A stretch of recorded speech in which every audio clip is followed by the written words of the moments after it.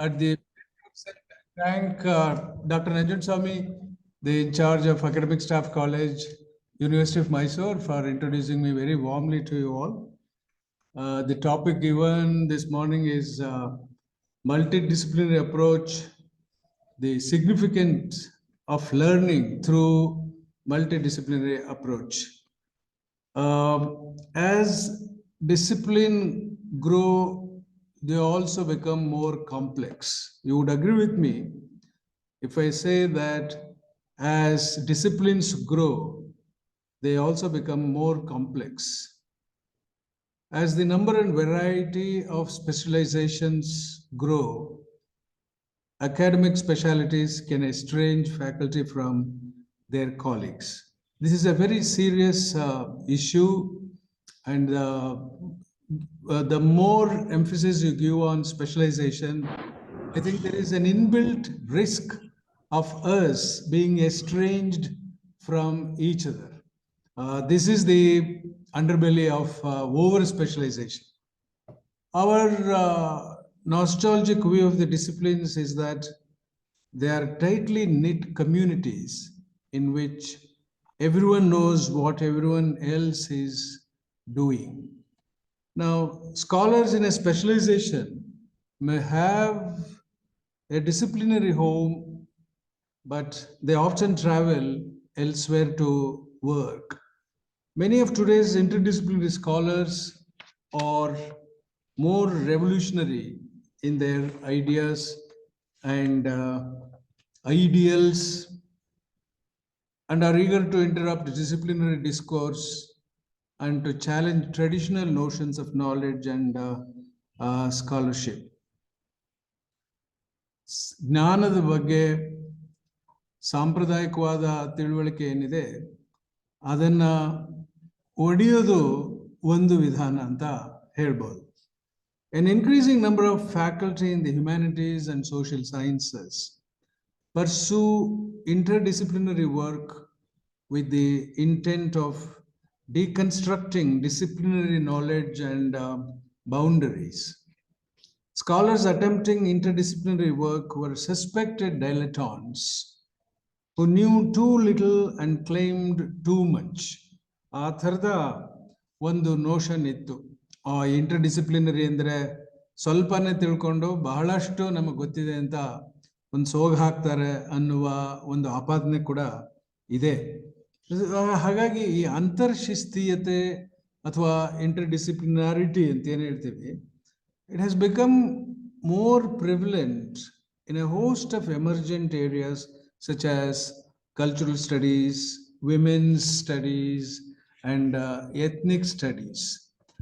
The medieval university divided 7 liberal arts into the quadrivium and trivium ಅಂತ 7 ವಿಭಾಗಗಳನ್ನ ಮಧ್ಯಯುಗದಲ್ಲಿ ಮಾಡಿದ್ರು. Medieval university divided 7 liberal arts. ಯಾವುದಪ್ಪ ಅಂದರೆ ಕ್ವಾಡ್ರಿಮಿಯಂ ಅಂದರೆ 4, ಟ್ರೈವಿಯಂ ಅಂದರೆ 3.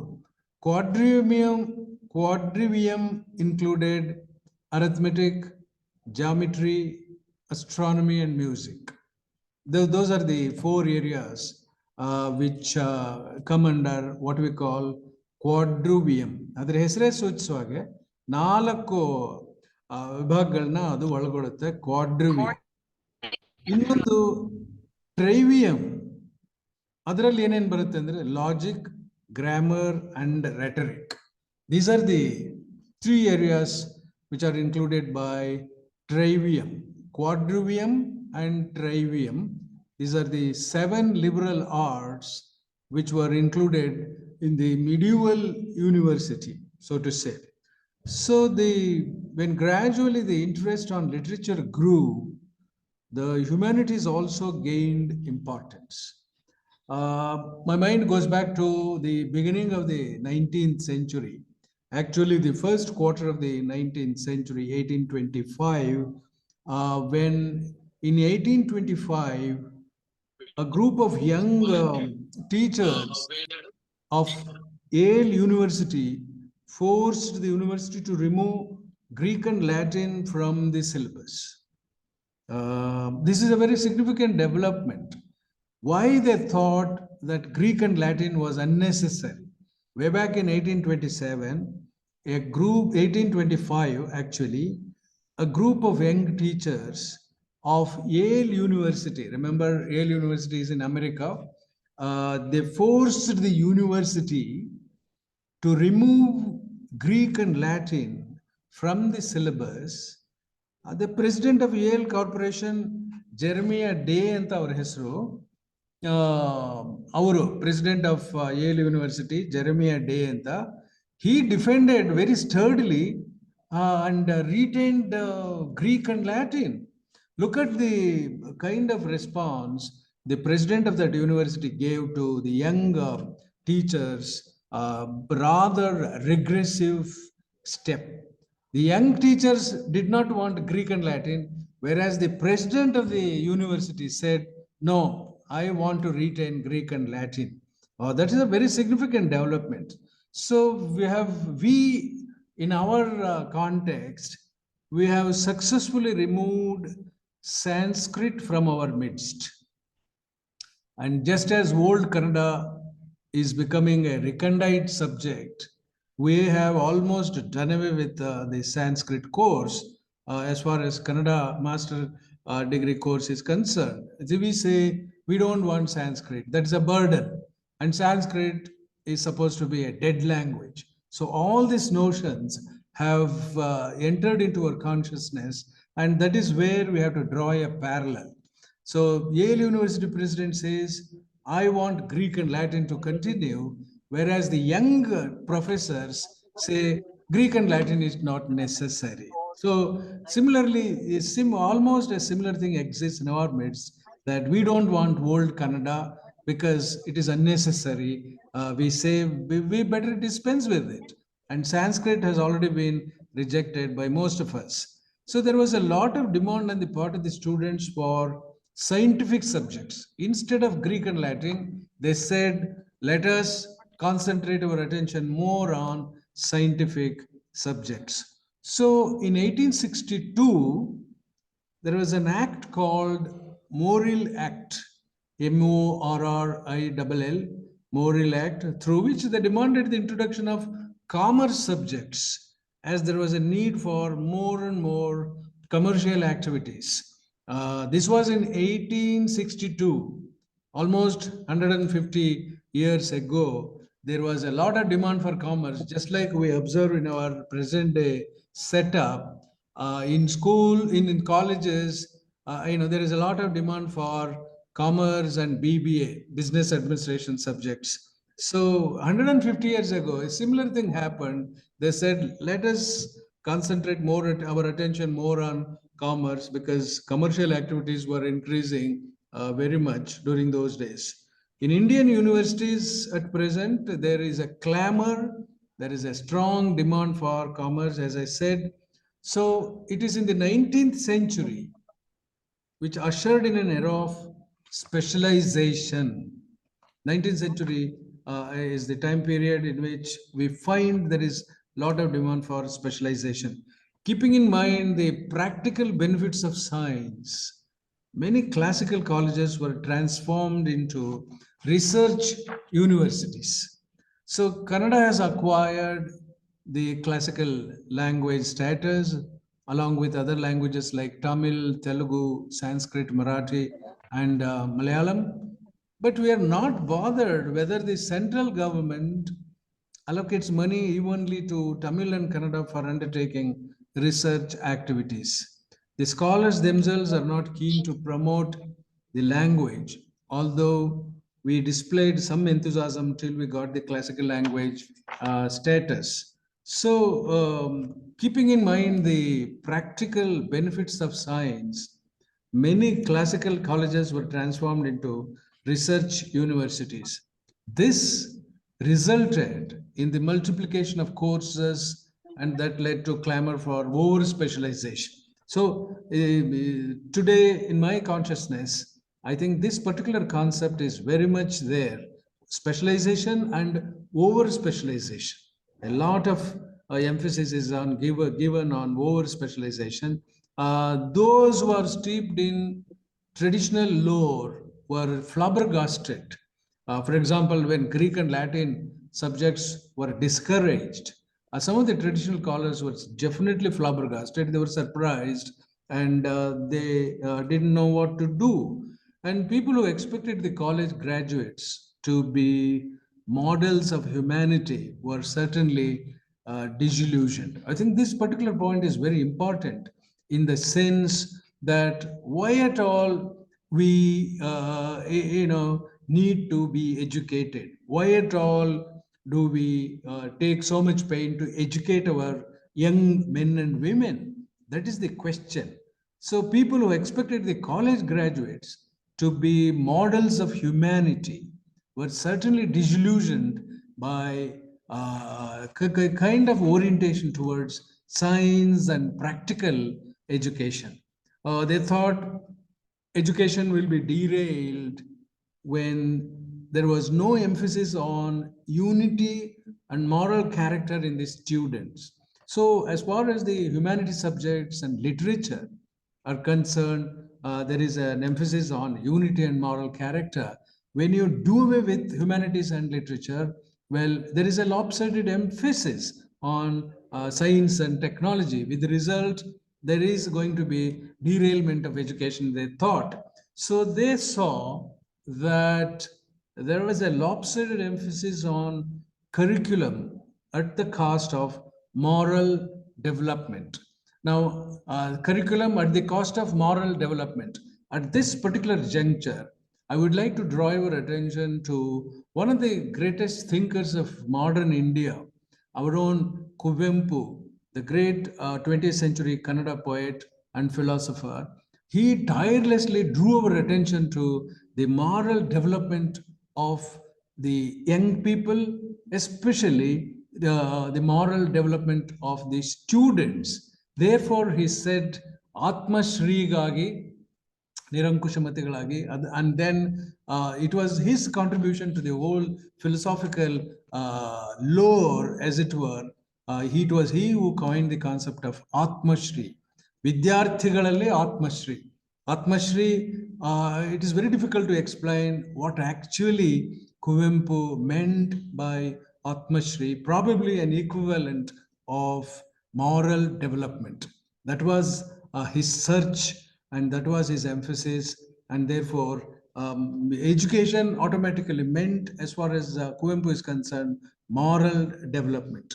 So they saw that there was a lopsided emphasis on curriculum at the cost of moral development, as visualized by Kuvempu also. Those who saw the fragmentation of disciplines realized the need for interdisciplinary curricula.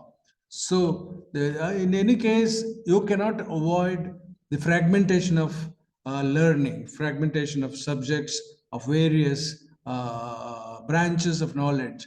But at the same time, it is better to have interdisciplinary curricula. They said, in a way, the Second World War encouraged the interdisciplinary approach to, especially majorly, it was seen in the field of military. The radar system, for example, demanded the attention of the scientists belonging to different disciplines, such as solid state physics, operations research, radio astronomy.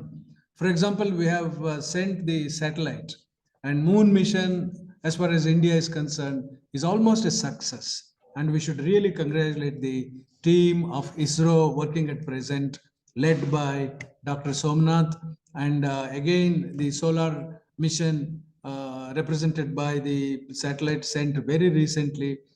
Fortunately, it is working very well.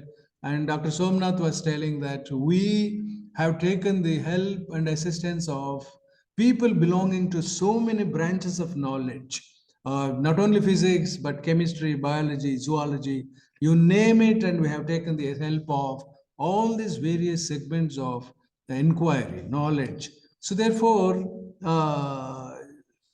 as far as the World War II is concerned, the radar system was introduced, and that demanded the attention of the scientists belonging to different disciplines. For example, solid state physics, operations research, radio astronomy, etc., etc. So in the 1980s, in the 20th century, we see the starting of interdisciplinary science and technology centers. They actually became more and more.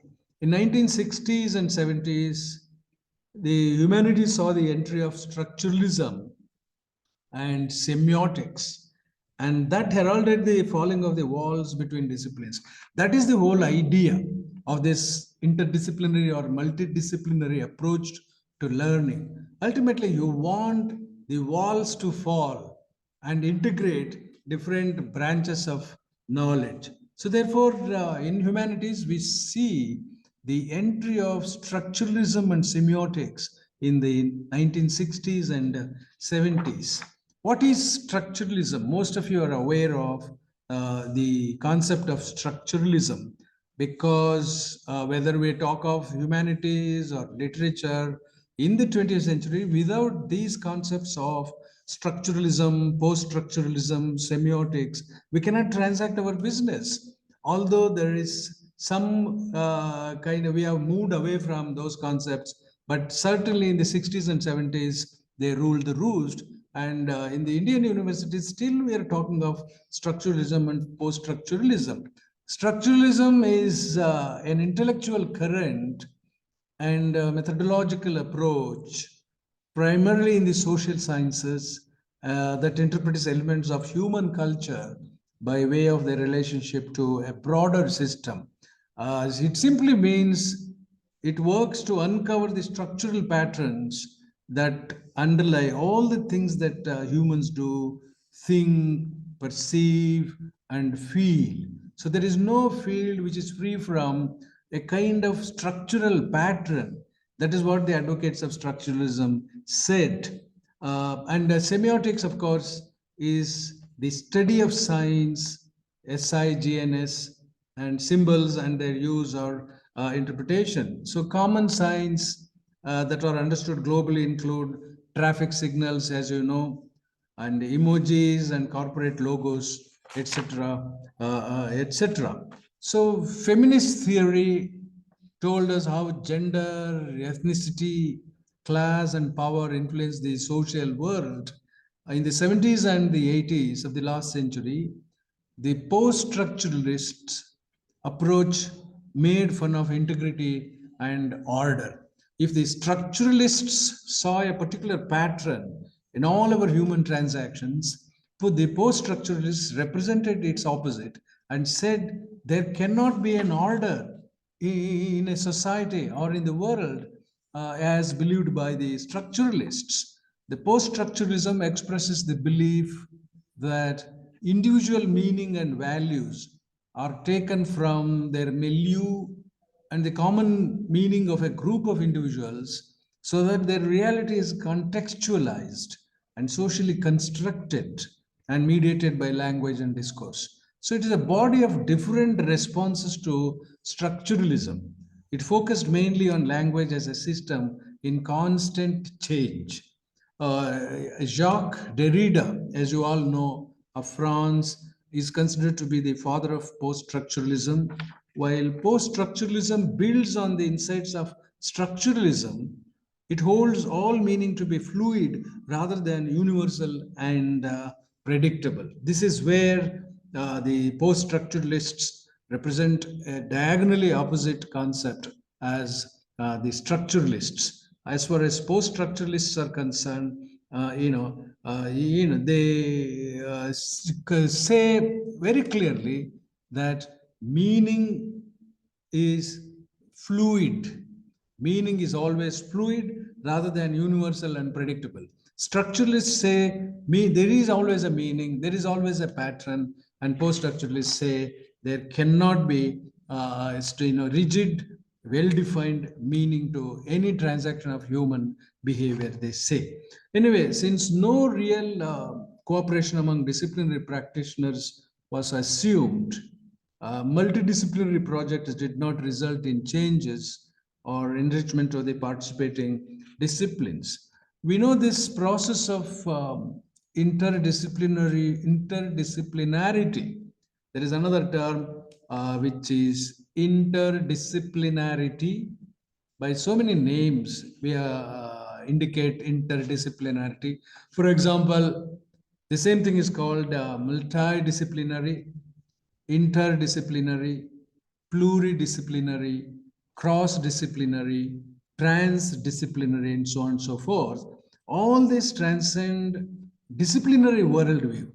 It's not only physics, chemistry, mathematics, all inclusive. It's not only political science, sociology, and psychology, as living in watertight compartments, but they all coagulate and form one indivisible whole branch of knowledge.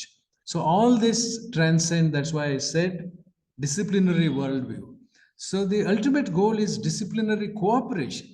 That is the whole thrust of my argument this morning. We need the disciplinary cooperation, and, or in other words, interdisciplinary research or activity requires day-to-day interaction between persons from different disciplines. It's a very difficult object or target to achieve, but all the same, we have to willy-nilly undertake this task.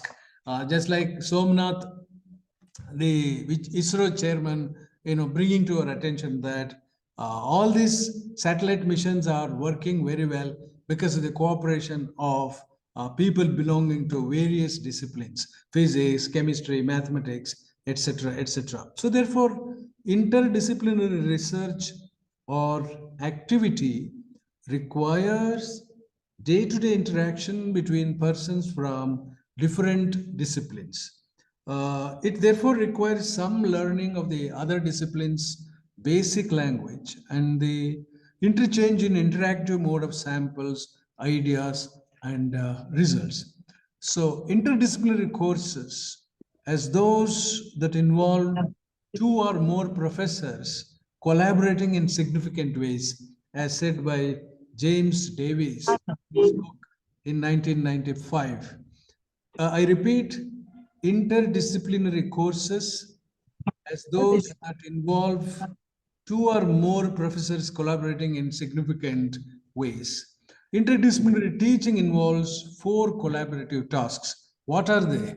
Planning, content integration, teaching, and evaluation. These are the four collaborative tasks demanded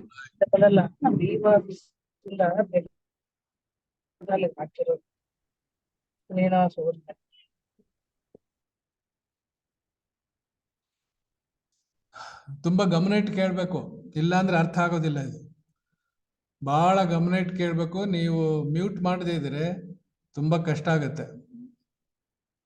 You have to be extremely attentive to understand what I am sharing with you this morning.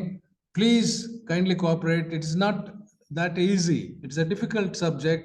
Therefore, it requires an undivided attention on your part.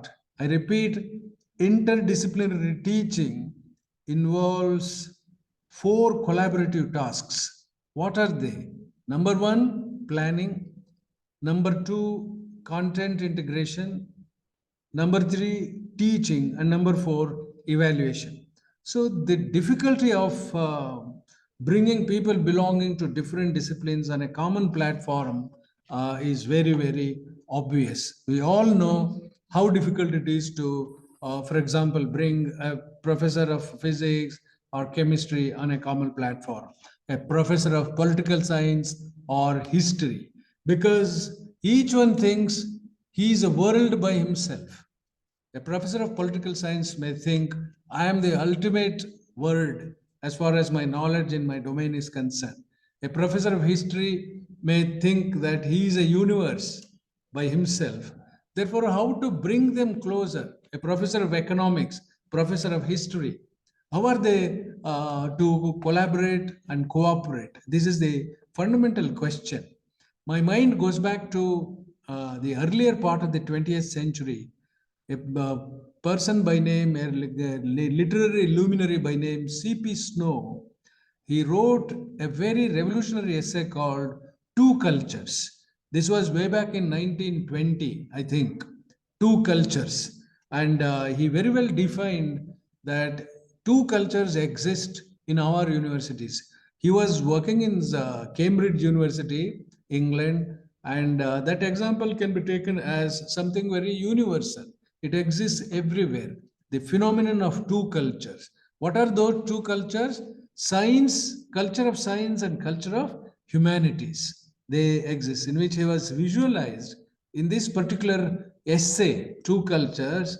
C.P. Snow has visualized literary intellectuals at one pole and the scientists at the other pole.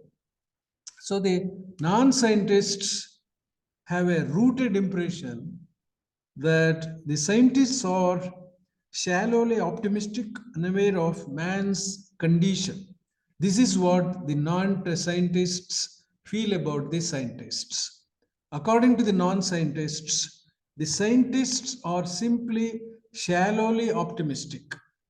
Their optimism is very, very superficial, and the literary intellectuals think that scientists are unaware of man's condition, because increasingly it is literature which probes the human psyche and tries to understand the human condition as established by various works of art. As you know, this is what the non-scientists think the scientists. On the other hand, on the other hand, the scientists believe that the literary intellectuals are totally lacking in foresight, exactly opposite views.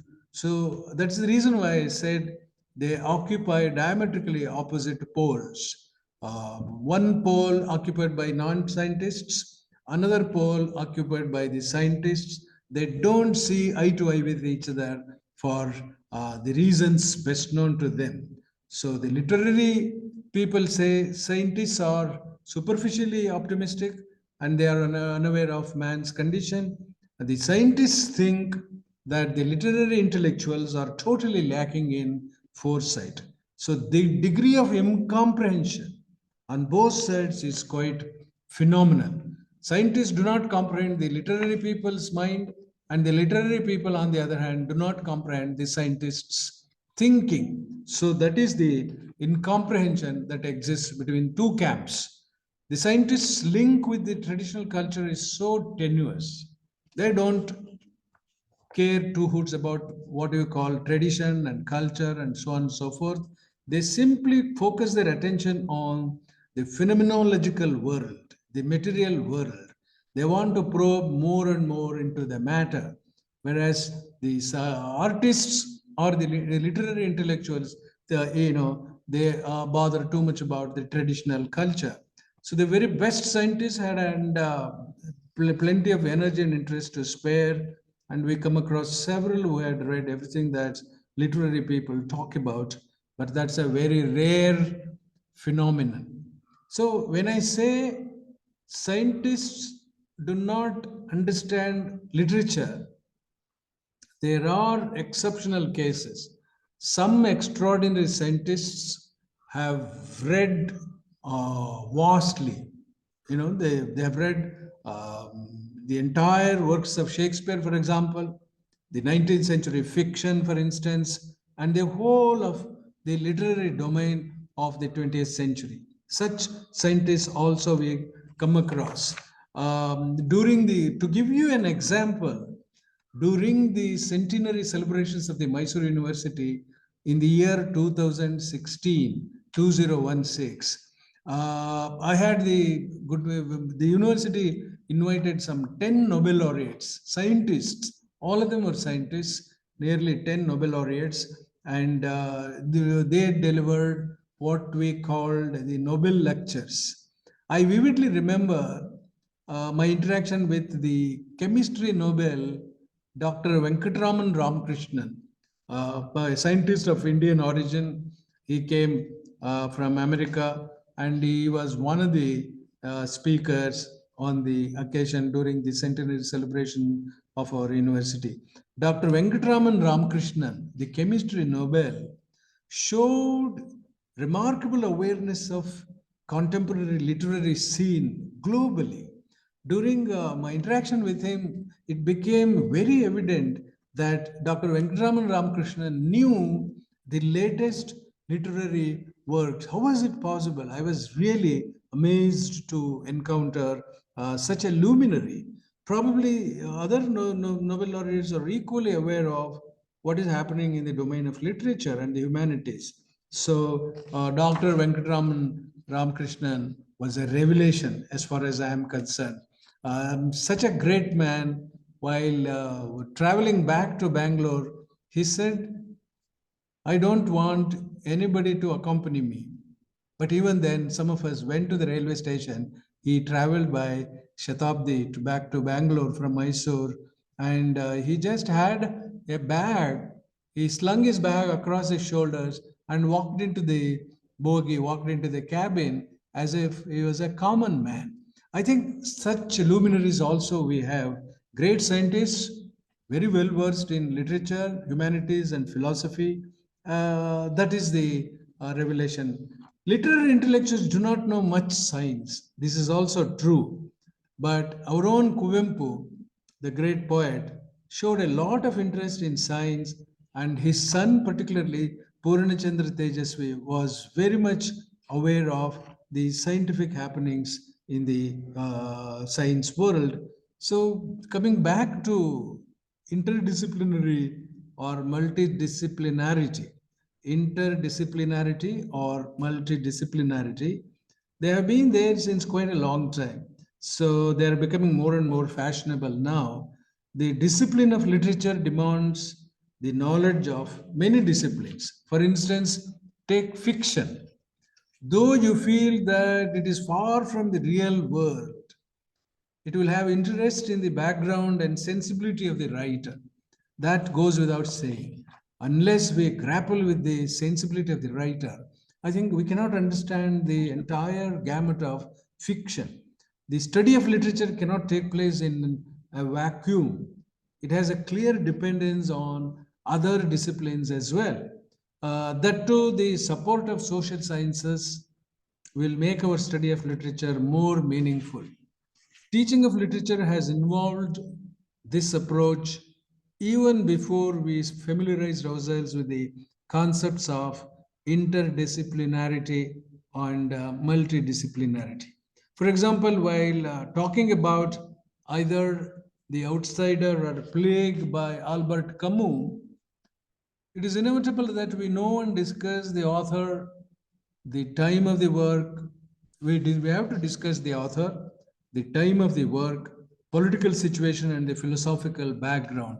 In the absence of all these concepts, I think we cannot understand Albert Camus' fiction totally, in its totality. That means the knowledge of 20th century history and of totalitarianism becomes indispensable. The knowledge of the 20th century history, especially totalitarianism, that becomes indispensable. I don't need to, or I don't have to explain to you what do we mean by totalitarianism in the 20th century. We have quite a few examples, whether we're talking of fascism in Italy or Nazism in Germany, and even today, very many rulers tend to be dictatorial, and so sometimes it happens at a subtler level, sometimes at an obvious level, but all the same, democracy is trying to grapple with dictatorship throughout the world. Okay, therefore, in the 20th century, I think the phenomenon of totalitarianism is very much there, and the knowledge of totalitarianism becomes indispensable. Without it, we cannot transact in fiction or poetry or whatever. So there is a necessity of understanding history, philosophy, psychology, and the scientific field according to the dominant theme in the text. So, whatever text that we are talking of, something is always foregrounded, whether the writer is interested in history or philosophy or psychology and the scientific field. It becomes obvious once we delve deep into the writer's world. Again, theater, dance, music, and art that will have an intimate connection with the humanities. For example, without theater, without dance, music, and art, I think 20th century work will be incomplete. So, for inspiration, different branches of art draw strength and vitality from each other. When texts are transformed into films, for example, let me take a concrete example. Let us say, when texts are transformed into films, these transactions become all the more important. In a way, interdisciplinary study will not appear to be new for the teachers of literature. That means literary text demands a holistic approach today. We have to see the text like Vamsharoksha. As far as the Kannada readers or audience is concerned, we have to see the texts like Vamsharoksha, Samskara, and then Nagarahavu, Mukajjiya Kanasugalu in the new light. No systematic study has been undertaken so far regarding how many novels or works of fiction have been turned into films. There may be some rudimentary studies here and there, but I think a full length study of this particular phenomenon, what happens when a work of art is transformed into the celluloid medium. A serious study is yet to take place, I thought. Since there is a dearth of plays in Kannada, what we are doing is we are dramatizing, for instance, poems, novels, and even short stories. Original plays are few and far between. Therefore, in order to fill the vacuum, we in Kannada, dramatize poems, novels, and short stories. But all these belong to different genres of literature, as you know, and they cannot be called interdisciplinary in the true sense of the term. Literature and history are the best examples of interdisciplinary study. Instead of talking about poems being dramatized, novels and short stories being dramatized, I think that is not interdisciplinary in the strictest sense of the term. What is interdisciplinary is a work of literature and work of history. Literature and history are the best examples of interdisciplinary study. So, literature reflects history, and history shapes literature. You would all agree with me when I say literature reflects history and history shapes literature. Tipu has been a subject of plays and novels in Kannada and English as well. Both Chandrasekhar Kambar and Girish Karnad have written plays concerning the Bahmani sultans of Vijayanagara period. Karnad wrote Rakshasa Tangadi, while Kambar penned Muhammad Gayum. The meaning of that is the why literary artists, creative writers go back to the piece of history in order to derive inspiration. The meaning of that is the creative writers take their subjects from history quite frequently. To think of a classical example, Shakespeare wrote 37 plays, as you know, and about half of them derived from history. Among the 37 plays, nearly half of them derive from history. So, to understand his Julius Caesar, the knowledge of history becomes very helpful, if not indispensable. It is very, very helpful if you know history to understand Shakespeare's Julius Caesar. Likewise, if you have to understand Charles Dickens's novel, A Tale of Two Cities, I think we need to be aware of the turmoil of the time of French Revolution, the French Revolution. The time of the novel is from 1757 to 1794, which falls within the period of the Revolution. It is quite evident that Dickens had read a lot of history books before writing this novel. Many incidents that occur in the novel have parallels in history. In the same manner, in order to understand Dickens's Hard Times, another great novel, apart from A Tale of Two Cities, Hard Times, we need to know about the social changes in the background of industrial revolution. If A Tale of Two Cities demands some kind of background of the French Revolution, the Hard Times, another novel, Hard Times, requires the background of industrial revolution. So when we discuss creative works of the pertaining to partition of the Indian subcontinent, it's a very major theme as far as the fiction, Indian fiction is concerned. We need to know about history, geography, politics, sociology, and psychology as well. The novels or fiction in general dealing with the theme of partition. Okay, the impact of partition was not obvious to the South Indians. This was very much felt in the North Indian context. We never felt the impact of partition in the South. But now in North India, the grandfathers and great grandfathers of young men and women of today would have experienced it directly. Hence, while teaching lesson in a classroom, the discussion goes beyond the birth of a nation. The life history of people gets embedded with the events of history. For example, if you are teaching a postgraduate today, aged about 19 to 22, let us say, their grandfathers would have certainly taken part, would have experienced the negative impact of the partition. Therefore, it's not a lesson being transferred from the teacher to the students in an impersonal way. When the student, grasps the whole context, he recalls how the partition impacted their grandfathers and great grandfathers. Therefore, the life history of people gets embedded in that sense, I said, with the events of history. So, the classical example of partition is Sadat Hasan Manto's Toba Thek Singh. If you have read that short story, likewise, we cannot miss Kushwant Singh's Train to Pakistan, which has also earned the status of a classic.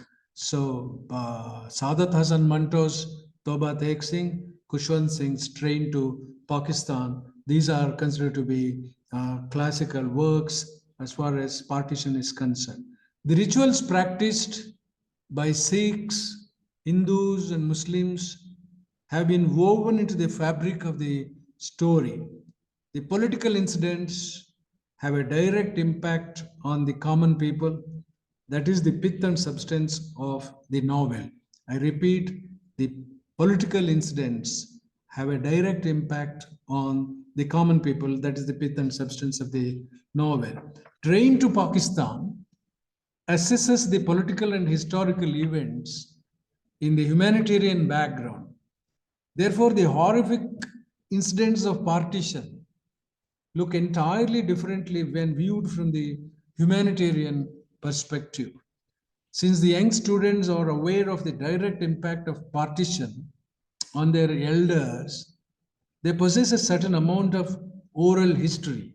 I am especially concentrating my attention on the young men and women of the northern part of our country, because as I said earlier, we have not felt the terrible impact of partition in the south. Especially the northern people have suffered a great deal because of partition, and they possess a certain amount of oral history as well, apart from written history. The oral telling of personal histories became an integral part of the classroom experience for this particular text. If you are teaching Train to Pakistan or Sadat Hasan Manto's texts. So the oral history we gather from memory supplements the historical and literary texts. Whatever it is, literature is the byproduct of the age. I don't think you can dispute that argument. Literature is always a byproduct of a particular age. Therefore, the teachers of literature must necessarily contextualize the text they teach to historical, social, and political situations. Unless you contextualize, you will be dealing with the text in a very, very impersonal way, and that will not have a immediacy or immediate impact on the audience. In one sense, Socrates had embraced multidisciplinarity, we can say. So, this multidisciplinarity business phenomenon is not entirely a 20th century discovery or a 19th century discovery. In fact, it goes back to the Socratic time. Socrates can be said to have embraced multidisciplinarity. For example, he prepared questions. As you all know, Socratic method is nothing but putting questions and eliciting answers from the questioners themselves. That was his method. And today in education, it has come to be known as Socratic method. So he prepared questions to all kinds of people who all visited him with their queries. For example, what kind of people visited him?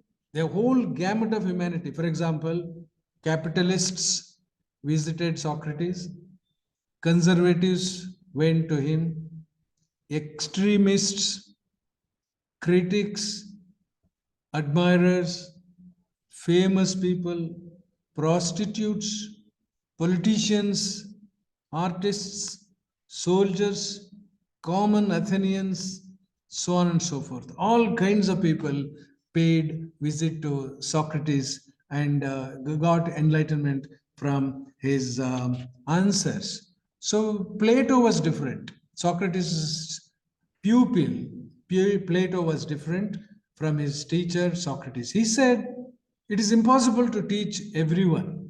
That was his particular stance or stand. Socrates stands in the street corners and welcomes every youth and tries to enlighten him or her, but that is not possible. Plato said, it is impossible to teach everyone. He limited his efforts to highly trained, carefully chosen listeners. Among the pupils of Plato, the most intelligent one was Aristotle. How is Aristotle described? There is a beautiful description of a man called Aristotle. This is a wonderful definition. The definition is like this: probably the best and broadest single mind the human species has yet to produce. Has yet produced. I repeat, probably the best and broadest single mind the human species has yet produced. That is the definition of Aristotle. He is the best and broadest single mind the humanity has ever produced. I said Socrates prepared questions to all kinds of people to elicit answers from them. We see his modern counterpart in Louis Agassiz, a professor from Switzerland who taught zoology and geology in Harvard University. He lived between 1807 to 1873. He lived for about 66 years. He taught both zoology and geology. ಎಲ್ಲಿ ಸಂಬಂಧ ಈಗಿನ ಪರಿಸ್ಥಿತಿ ಒಳಗಡೆ ನಾವು economics ಡಿಪಾರ್ಟ್ಮೆಂಟ್ಗೆ ಹೋದರೆ ಅಥವಾ chemistry ಡಿಪಾರ್ಟ್ಮೆಂಟ್ಗೆ ನಾವು ಪ್ರವೇಶ ಮಾಡಿದ ಪಕ್ಷದಲ್ಲಿ ಅಲ್ಲಿ 108 ಬ್ರಾಂಚಸ್ ಇದೆ ಕೆಮಿಸ್ಟ್ರಿನಲ್ಲಿನೇ. ಫಿಸಿಕ್ಸ್ ಡಿಪಾರ್ಟ್ಮೆಂಟ್ಗೆ ಎಂಟರ್ ಆದರೆ ಅಲ್ಲಿ 10 ಬ್ರಾಂಚಸ್ ಇದೆ. ಆದ್ರಿಂದ ಅಯ್ಯೋ ಅದಕ್ಕೂ ನಮಗೂ ಸಂಬಂಧ ಇಲ್ಲ, ನಾನು ಥಿಯರಿಟಿಕಲ್ ಫಿಸಿಕ್ಸು, ಅವರು ಬೇರೆ ಅಂತ ಹೇಳಿ, ಅವ್ರದ್ದು ನಮಗೆ ಅರ್ಥ ಆಗಲ್ಲ, ನಮ್ದು ಅವ್ರಿಗೆ ಅರ್ಥ ಆಗಲ್ಲ ಅಂತ ಹೇಳಿ ಒಂದು mutual incomprehension persists in all our university campuses. History, I am an expert on Asian history, somebody else is an expert on world history, somebody else Mughal history, somebody else colonial history, so on and so forth. Therefore, specialization and over specialization has erected successfully walls amidst us. Therefore, multidisciplinarity or interdisciplinarity attempts to break these walls and bring us on a common platform. That is the burden of my whole argument this morning. So I said Aristotle was the single broadest mind the humanity has had produced, and some educationists believe that we had such a man in the 20th century, in the modern, in the 19th century, in the modern age, in the form of Louis Agassiz, Agassiz, Agassiz, a man from Switzerland. He shifted to American University, Harvard University, and he was both a geologist or paleontologist and glaciologist, glaciers. He studied the movement of the glaciers, and he was also a geologist. Outside Harvard University, this little Swiss taught all over America. And he was never particular about his audience. Look at that. Who just like Socrates, he taught each and everyone. He said, "Come, I will teach you." For example, he taught the sailors on the sea. He taught a legislator in Massachusetts. He taught the president of Harvard University, the newspaper boys on the street. So we normally, university professors or college professors, we tend to think that, our knowledge should be shared only by the elite students in colleges and universities. We never pay attention to the newspaper boys on the street. But this Harvard professor, Louis Agassiz, was a different man. He never discriminated. Whoever wanted knowledge, he welcomed them. He taught the sailors on the sea. He taught a legislator in Massachusetts, the president of Harvard University, the newspaper boys on the street, the young college students, the agriculturalist who grew grapes in Concord, in a place called Concord in America. If an agriculturalist wanted to know more about grapes, how to grow, how to protect them from diseases, etc., he was ready with an answer. That kind of versatility, that kind of readiness to teach each and everyone, I think was an extraordinary thing to encounter. So that is the reason why I said we have a modern counterpart to Socrates. The senior professors who did research in a reputed institute, right from the newspaper boy on the street to the senior professor who did research in a reputed institute, Louis Agassiz taught all of them. That is an extraordinary revelation, I thought. And then the beauty of it is that all listen to him in rapt attention. So it is not as if you need a very formal setting, an auditorium where only college students, university students, and professors gather. And because of your knowledge, vast knowledge that you acquire through your life, you only want to, share your knowledge with the elitist audience. No, nothing like. Just like I recalled how this professor shared his knowledge with the newspaper boys on the street, and he gave equal importance to the professor who taught in the reputed institute. So that is a phenomenon we normally do not come across day in and day out. So how was he able to cater to the needs of all these people? That's the wonder and astonishment that we get. How was he able to, cater to the needs of the whole gamut, the entire spectrum of audience drawn from various backgrounds, all walks of life, we say? The answer is multidisciplinary capacity. It boils down to that. Because of his multidisciplinary capacity, Louis Agassiz was able to cater to the needs of all these people drawn from all walks of life. So when he was with the sailor, he would only talk about the seafaring. When he was dealing with a sailor, he would only talk about seafaring. With this legislator, only the state subjects. With the president of the university, administrative matters. With the newspaper boy, matters pertaining to the goings on of life. With the farmer, only about the issues of grapes, etc., etc. How he compartmentalized his consciousness to deal with a particular audience in a particular way is absolutely breathtaking, so to say. So, in order to earn the multidisciplinary experience, college or university teachers should see more, think more, and understand more than the average man and woman of the society. This is what an educationist has said. In order to earn the multidisciplinary experience, college or university teachers should see more, think more, and understand more than the average man and woman of the society in which they live. The world is interdisciplinary. Whether you like it or not, the world is interdisciplinary. Hence, no single discipline can adequately describe and resolve the issues of life. The world is interdisciplinary.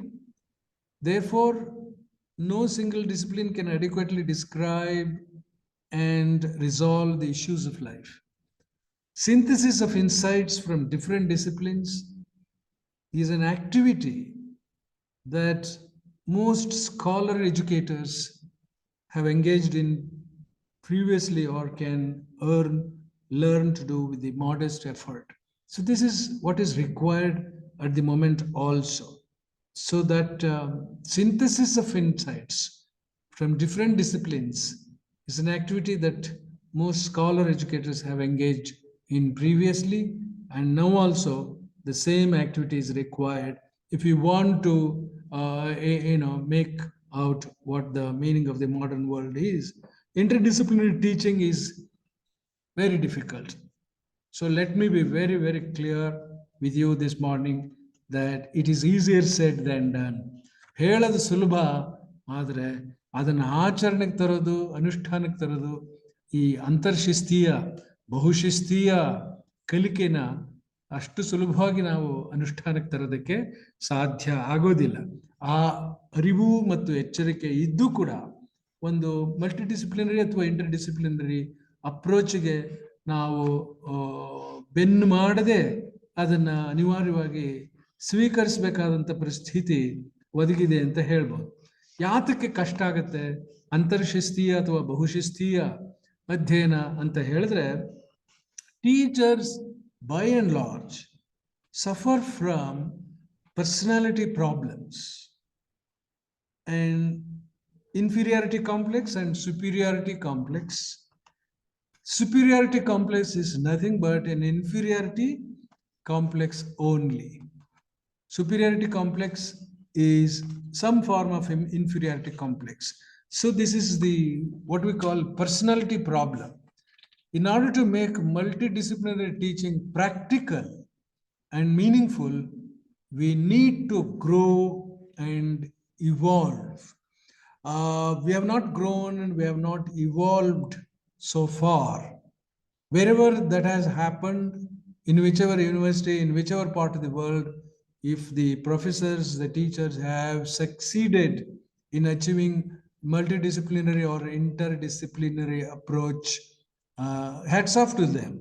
But we, by and large, in Indian universities, we are yet to grow and evolve. That's the reason why I said most of us have personality problem. Some people suffer from inferiority complex, some people suffer from superiority complex, and this superiority complex is nothing but inferiority complex expressed in a different way. Therefore, we have to grow and evolve to make multidisciplinary approach a successful one.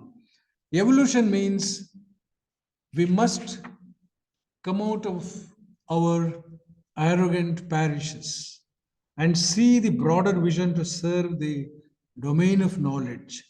What is important is domain of knowledge. We as individuals are not important. The domain of knowledge is important. We must come out of our arrogant parishes, which is nothing but small little areas in which we, derive pleasure and live happily. That is the arrogant small little units. We must come out of our little small infinitesimally small units in order to embrace the broader vision, which is nothing but the domain of knowledge.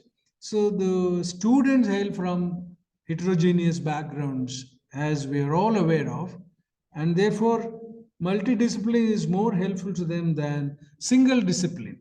So multidiscipline is more helpful to them than single disciplines, because most of our students hail from heterogeneous background. The sooner we realize this and implement it, however modestly, the better it is, because multidiscipline or interdiscipline is the only answer. I know a lot of difficulties are involved in undertaking a multidisciplinary or interdisciplinary study or approach. But even then, I think it is the need of the hour. We plucked up courage and try to implement it, however modestly, so to say. I think we need another at least 10 to 15 minutes for our question and answer. I stop my monologue at this juncture and look forward to your interaction. Thank you for your cooperation so far. Sir, namaste, sir. Namaste. Sir, you told commerce subject has introduced in 1862 because of that Morrill Act. Yeah, It was not there before that, sir.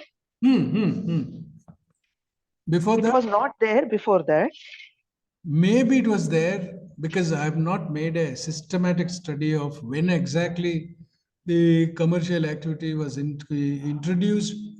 According to one study, because of the colonial advancements, the colonialism was at its zenith in the middle of the 19th century, especially towards the end of the 19th century. It reached the zenith of activity, so to say. So my guess is that commerce was there all along, but because of the multiplicity of activities undertaken by the colonial rulers, I think commerce received a great emphasis, and that's the reason why I think some study has drawn a line as 1860 or something, 1860 or 1870. That is the whole process. Commerce has But I been there. read somewhere, somewhere I read, sir, but I don't remember. Yeah. Commerce, exactly not as commerce, but in ancient universities have such kind of subjects. I read somewhere, sir. True, madam. As you can guess, as lay persons, commerce